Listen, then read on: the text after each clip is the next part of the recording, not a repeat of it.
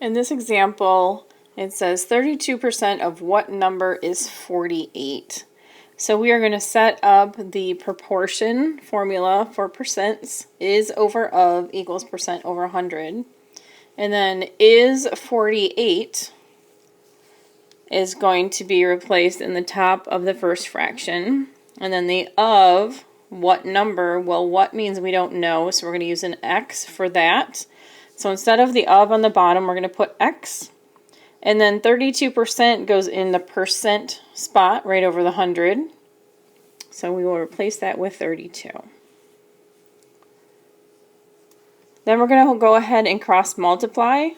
So we have x and 32. So that is going to become 32 times x.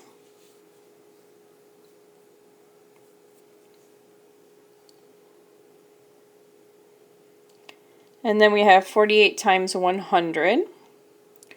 So we have equals 48 times 100.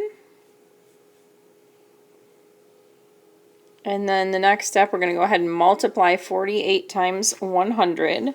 So we have 32 times x equals 4,800. And that gives us a one-step equation.